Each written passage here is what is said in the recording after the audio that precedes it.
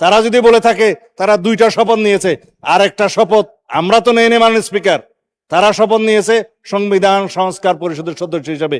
কোথায় আছে সংবিধান সংস্কার পরিষদের সদস্য হিসেবে শপথ নিতে পারবে? সেটা অসাংবিধানিক।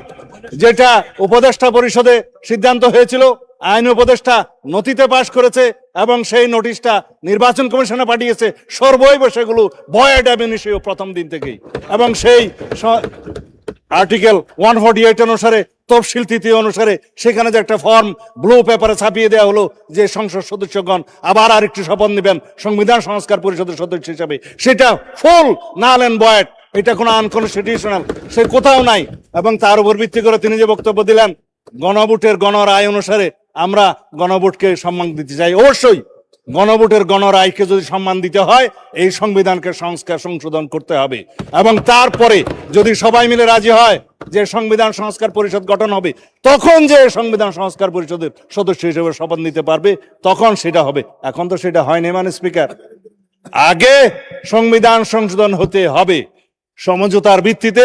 সেই সংবিধানে যদি সংস্কার পরিষদের কোনো বিধান সংযুক্ত করতে হয়, সেই আলোচনাও তাদেরকে সেই সংবিধান সংশোধন কমিটিতে এসে করতে হবে। তারপরে আলাপ আলোচনার ভিত্তিতে আমরা যে সংশোধিত সংবিধান পাবো, সেই সংবিধান অনুসারে আমরা এগিয়ে যাব। এখন যদি কেউ বলে যে গণভোট হয়েছে, কিসের উপর হয়েছে মাননীয় স্পিকার? গণভোটের যে আদেশ, সেটাকে আমরা নাম দিয়েছি জুলাই আদেশ। যেই আদেশটা প্রথম দিন থেকে এখতিয়ার বহির্ভূত, এটা fraud on the constitution, colourable legislation. এই জুলাই জাতীয় সনদ বাস্তবায়ন সংস্কার আদেশ নামে যেটা করা হয়েছে, রাষ্ট্রপতি যেটা করতে পারেন না, সেটা তো কোনো রাজনৈতিক সমঝোতা ছিল না। জুলাই জাতীয় সনদের কোথাও সেটা সমঝোতা হয়নি। তারাও স্বাক্ষর করেছেন সেখানে, আমরাও স্বাক্ষর করেছি। তাহলে এই যে জাতীয় সনদ আদেশ যেটা করলো, সেই যে অর্ডারের উপরে গণভোট অনুষ্ঠিত হলো, তার উপর ভিত্তি করে তারা যে চলতে চাচ্ছে, তাহলে দেশে যে মানুষ আমাদের ম্যানিফেস্টোর উপরে, 31 দফার উপরে এবং নির্বাচন কমিশনের ডিক্লারকৃত নির্বাচনের উপরে আমাদেরকে যে জনগণ ভোট দিল, 51% ভোট দিয়ে এখানে সার্বভৌম পার্লামেন্টে আমাদেরকে পাঠিয়েছিল, সেই পার্লামেন্টের এখতিয়ার কি? এটা ইউনিটারি ইন্ডিপেন্ডেন্ট স্টেট হিসাবে, একটা ইন্ডিপেন্ডেন্ট স্টেট হিসাবে আমরা একটা ইউনিটারি কান্ট্রিতে আছি।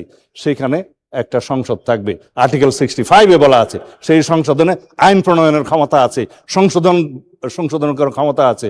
সেই ক্ষমতা হিসাবে জাতীয় সংসদ সদস্যগণ এই সংবিধানে সংশোধনে দিবে। সেই এখতিয়ার তো সার্বভৌম জনগণ আমাদেরকে দিয়েছে, আর্টিকেল 7 অনুসারে দিয়েছে। এখন যদি বলা হয় গণভোট কি তার উপরে? অবশ্যই তার উপরে না।